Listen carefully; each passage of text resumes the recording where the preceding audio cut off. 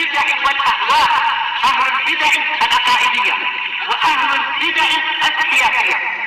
نقول بيننا وبينكم السلف، بيننا وبينكم الكتب، كان فيقول البدع بيننا وبينكم. Bismillahirrahmanirrahim. Alhamdulillah wassalatu wassalamu ala Rasulillah wa ala alihi washabbihi wasallam. Lanjut insyaallah kita membaca Al-Hiwar Wajiz tentang apa-apa yang berkaitan dengan Maulidun Nabawi. Masih belum selesai kita baca kitab ini. Insyaallah perlahan membaca akan tapi bisa memahami dan bisa mengeluarkan beberapa faedah dan juga pelajaran. Kemarin kita bahas adalah di antara raja yang dianggap oleh orang-orang yang membolehkan Maulidun Nabawi, seorang raja yang dianggap pertama kali yang menegakkan Maulidun Nabawi adalah Malikul Muzaffar. Dan Malikul Muzaffar telah dipuji oleh dua imam, yaitu Az-Zahabi dan juga Ibnu Katsir. Tetapi barang siapa yang mengamati tentang sirah dan juga orang ini, yaitu Malikul Muzaffar, raja yang namanya Muzaffar ini, dia bisa keluar dengan dua ringkasan, bisa mendapatkan dua ringkasan. Ringkasan yang pertama, dia adalah orang yang apa? Saya masih ingat, dia adalah orang yang terpengaruh dengan sufi, dengan madhab at-tasawuf. Bahkan dia termasuk orang yang merayakan Maulidun Nabawi di masjid dengan adanya laguan, dengan adanya dalamnya joget dan semisalnya tarian. Dan juga apa di antaranya? Mutakallibut tiba'. Dia itu memiliki watak dan tabiat yang berubah-ubah. Kadang baik, kadang jahat. Kadang adil, kadang zalim. Orang yang demikian itu maka mungkin dia dijadikan sebagai referensi dan juga dalil atas dibolehkannya Maulidun Nabawi. Kemudian mereka akan mengatakan, cuma kalau antum baca di dua kitab imam yang besar ini, Zahabi dan juga Ibnu Katsir, engkau akan mendapatkan imam ini dipuji dengan pujian yang sangat banyak. Maka ini sudah kita jelaskan, pujiannya mereka itu adalah sesuatu yang mereka ketahui, yang memang pujian itu hanya dimaukan darinya menceritakan kenyataan, bukan sedang mengikrarkan atas apa yang dia lakukan. Dan ini pernah kita bahas, orang kalau sedang menceritakan suatu keadaan yang bagaimana asal keadaan ini, maka dia ceritakan asal keadaannya bagaimana, hakikat keadaannya bagaimana. Ini karena sedang dia menceritakan kenyataan. Seperti orang Yahud, Allah Azza wa Jalla pernah memuji dengan suatu pujian.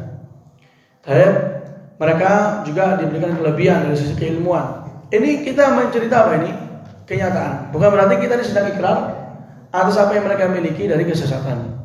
Tapi kalau kita sedang membicarakan tentang kesesatan suatu kelompok, sedang memperingatkan umat darinya, maka di sini jangan sampai orang mendatangkan dalamnya pujian. Nggak cocok. Nah, ini Imam Ibnu Katsir Az-Zahabi memuji Imam Muzaffar karena sedang menceritakan sirahnya, menceritakan tentang hakikatnya. Adapun kalau ingin mentahdir, ingin memperingatkan umat darinya, babnya lain. Babnya apa? Khusus. Antum sedang mentahdir misalnya, memperingatkan umat dari salah seorang yang disembah selain Allah. Antum tahdir dia. Ini orang ini taghut. Orang ini rela untuk disembah selain Allah. Nah, ini bagus. Jangan sampai antum waktu mentahdir dan memperingatkan umat darinya, antum juga mendatangkan, menyelipkan dalamnya itu pujian. Tapi dia itu banyak sedekah, tapi dia itu ini, tapi dia itu kadang ramalannya benar. Wah, nggak cocok dengan keadaan. Nggak cocok dengan keadaan. Baik, kita lanjut insyaallah itu ringkasan apa yang telah kita ambil di pertemuan yang terakhir.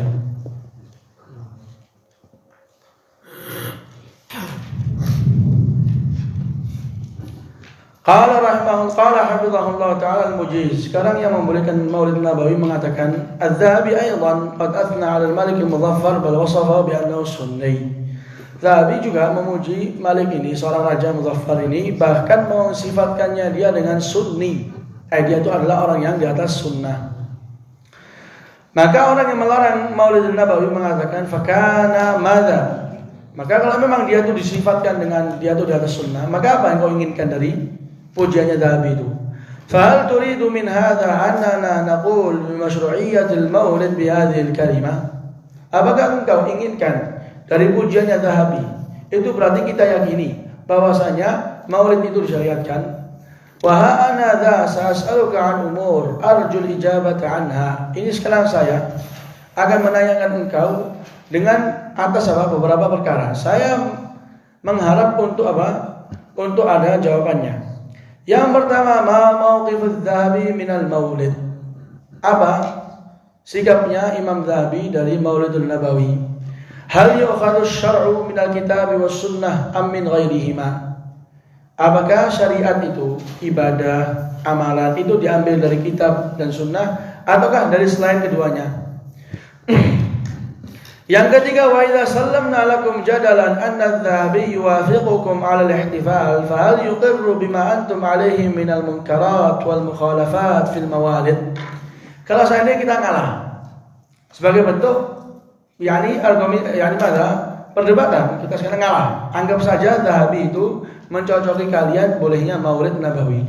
Tapi apakah Dhahabi itu akan ikrar atas apa yang kalian lakukan dari kemungkaran-kemungkaran dan juga pelanggaran syariat dalam Maulid Nabawi? Ini 3 pertanyaan. Apa mauqif Dhahabi? Apa sikapnya dia? Terus dari mana syariat itu diambil? Yang ketiga, kalau seandainya Dhahabi itu ikrar, maka apakah dia ikrar atas kemungkaran yang kalian lakukan dalam Maulid Nabawi? Ini orang-orang yang membolehkan mengatakan wa ayyu munkarin ta'ni as-salatu 'ala nabi munkar, am dzikru syama'ilil muhammadiyah munkar, am dzikru nasabi syarif munkar. Ini yang membolehkan mengatakan apa kemungkaran yang kau maksudkan? Apakah berselawat kepada Nabi munkar? Apakah menyebutkan tentang watak Nabi, sifat Nabi, keseharian Nabi itu munkar? Apakah menyebutkan tentang nasab Nabi yang mulia itu munkar? Lihat ya ikhwah, bagaimana mereka itu membuat suatu syubhah dan juga ingin membalut suatu kebatilan dengan kebenaran dan menggambarkan kecemburuan serta kecintaan mereka kepada Rasul alaihissalam dalam menegakkan suatu kebid'ahan. Karena nggak ada sama sekali mengatakan soal kepada Nabi munkar atau membaca tentang sirah Nabi munkar atau menjelaskan tentang mulianya nasab beliau itu munkar. Nggak ada yang mengatakan. Kalau ada yang mengatakan demikian, maka akan dipertanyakan tentang keislaman. Keislaman orang tersebut akan dipertanyakan. Tetapi bukan ini yang sedang dibahas. Bukan karena ini boleh gak boleh lah. Cuman pengkhususan hal-hal ini dalam hari yang khusus dengan batasan dan tata cara yang khusus, itulah yang dipertanyakan. Karena ini jatuhnya nanti kalau memang dia disyariatkan adalah syiar agama. Dan dalam menetapkan syiar agama memerlukan apa? Dalil. Bahkan mungkin Lebaran Eid kalah insyaallah dengan Maulid Nabawi. Insyaallah kalah. Baik yang ada di Indonesia atau di luar, itu insyaallah kalah dari sisi meriah dan juga ramainya itu.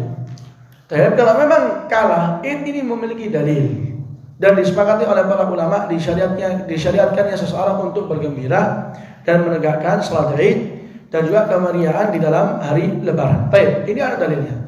Tapi ini Maulid Nabawi yang lebih besar mereka tegakkan daripada Eid, daripada Lebaran kaum muslimin. Mana dalilnya? Dikhususkan dalamnya sholawat, dalamnya baca sirah Nabi, baca dalamnya tentang nasabnya Nabi. Mana dalilnya? Hadza.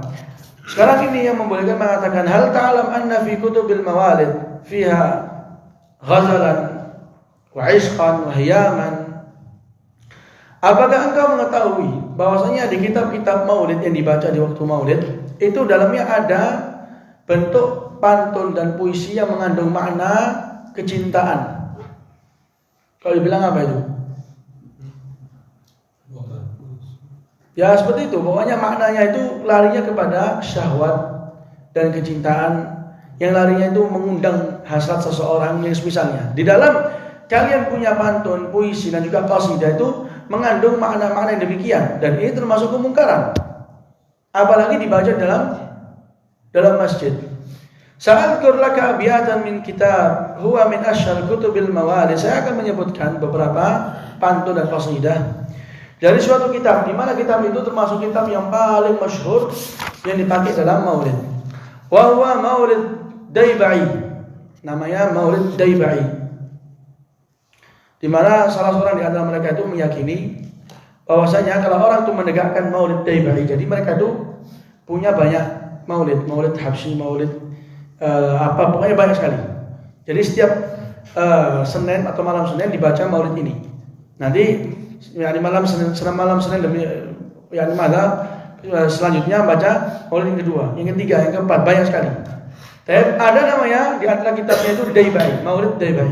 Ini orang yang membaca Maulid Daibai ini meyakini tatkala orang itu membaca qasidah yang ada di Daibai ini, itu meyakini bahwasanya ruhnya Nabi Muhammad SAW hadir di maulid tersebut dari awal ditegakkan sampai akhirnya.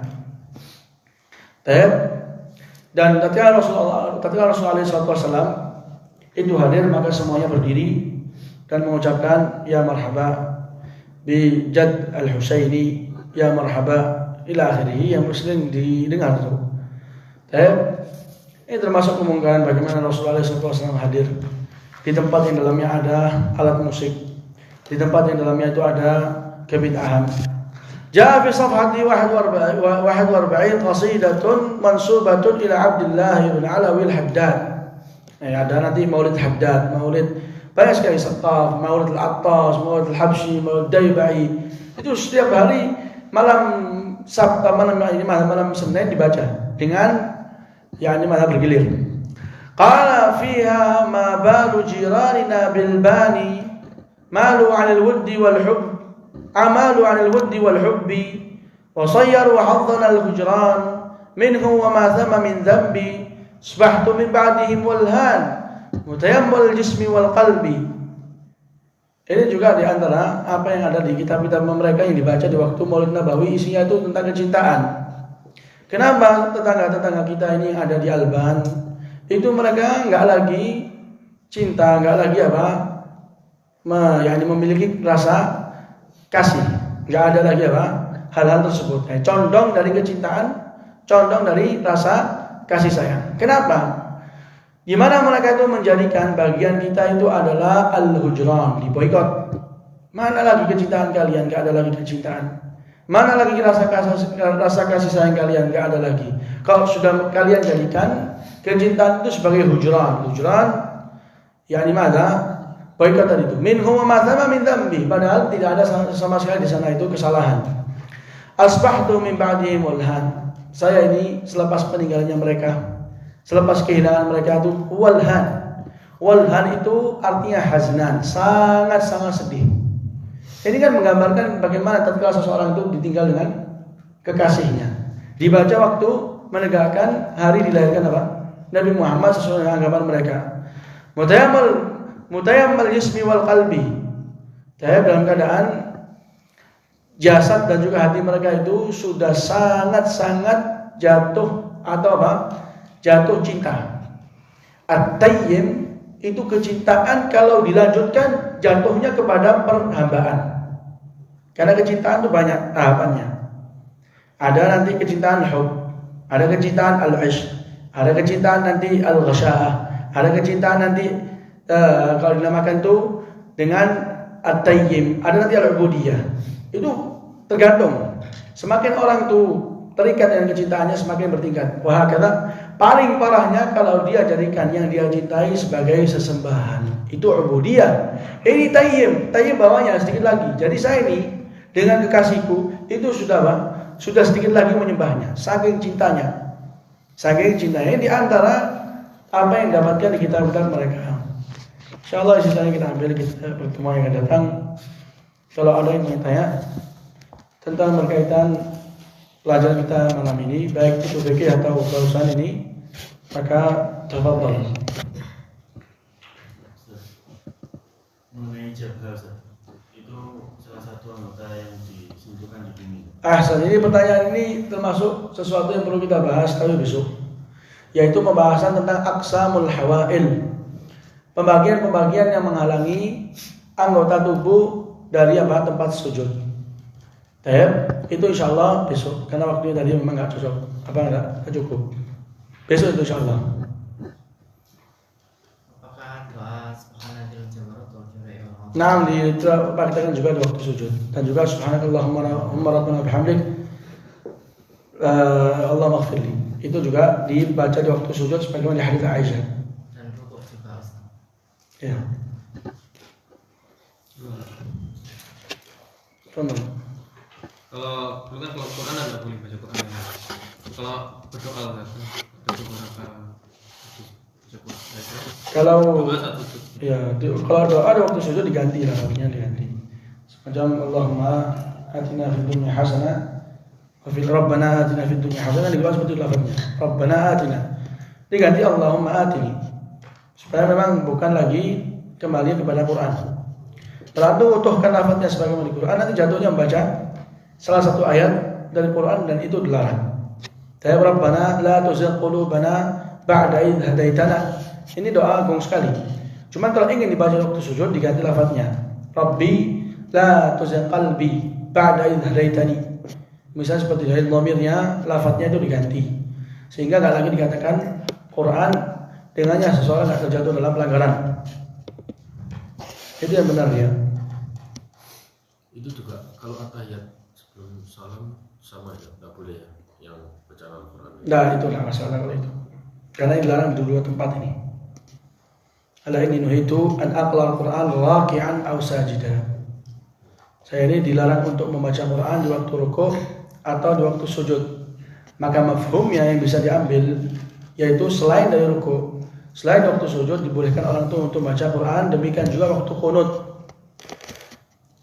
Waktu qunut itu dibolehkan orang mengambil beberapa doa yang dari Al-Quran dia baca. Itu enggak masalah. Wallahu a'lam. Insyaallah subhanakallahumma wa bihamdika asyhadu an la ilaha illa anta astaghfiruka wa atubu ilaik.